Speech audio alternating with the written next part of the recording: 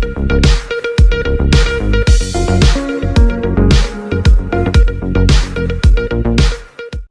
Multiple sclerosis या MS जिसको हम कहते हैं, वो एक ऐसी ब्रेन की प्रॉब्लम है जो बार बार एक अटैक के रूप में आ सकती है और इसका ब्रेन का कोई भी हिस्सा इससे इफ़ेक्ट हो सकता है, या चाहे वो आँख हो और चाहे वो ब्रेन का कोई भी हिस्सा हो, या इवन स्पाइनल कॉर्ड या जिसको हम झिल्ली कहते हैं।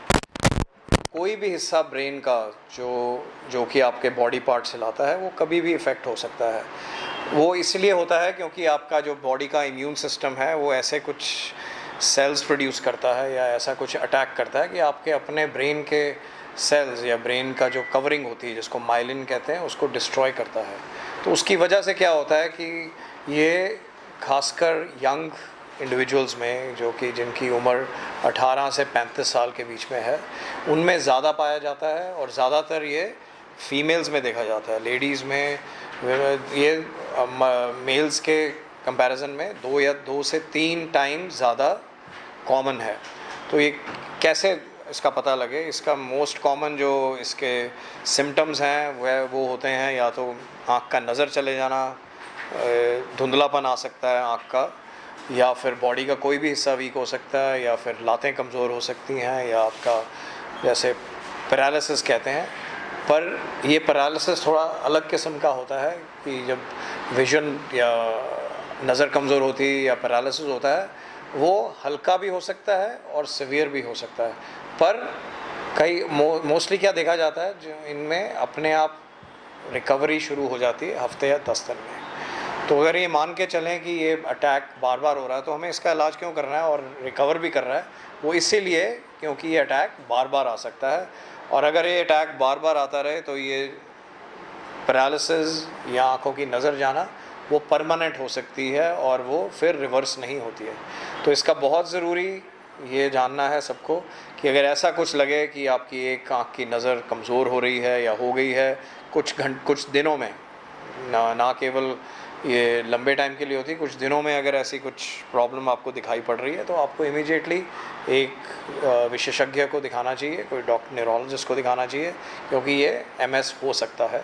और इसका एक ही तरीका है जिससे कि हम इसको डायग्नोज कर सकते हैं, वो है एक ब्रेन का एमआरआई, क्योंकि एमआरआई में ही इसके खास फीचर्स दिखते हैं जिससे कि हमें पता लगता है कि ये मल्टीपल स्क्लेरोसिस है। और इसलिए भी ज़रूरी है क्योंकि अगर हम इसका जल्दी से जल्दी इसको हम पहचान सकें, इसका इलाज जल्दी से जल्दी करना बहुत ही अनिवार्य है, क्योंकि जितनी हम जल्दी इसका इलाज शुरू करते हैं उतना ही ये चांस है कि ये आगे ना बढ़े और अटैक बिल्कुल बंद हो जाए। और यही हमारा एक एम होता है, यही हमारा ऑब्जेक्टिव है, इसको एक डायग्नोसिस का या फिर जल्दी इसको पकड़ने का बीमारी का।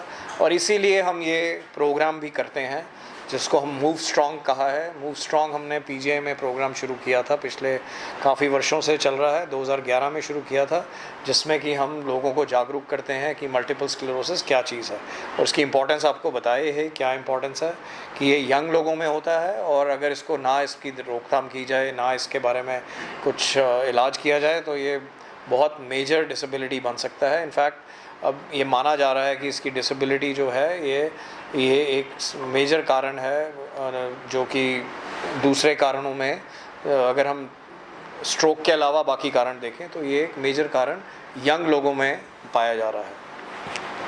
कोई विशेष इसका कारण है कि किस कारण से होता है? इसके कारण देखो अभी तक ऐसा कुछ पता नहीं लगा। जैसे मैंने बताया कि कारण मेन तो यही है कि आपके बॉडी के जो इम्यून सेल्स हैं, जो सेल्स आपको इन्फेक्शन से बचाते हैं, इम्यूनिटी है आपकी, वही कुछ चेंजेस उसमें आ जाते हैं।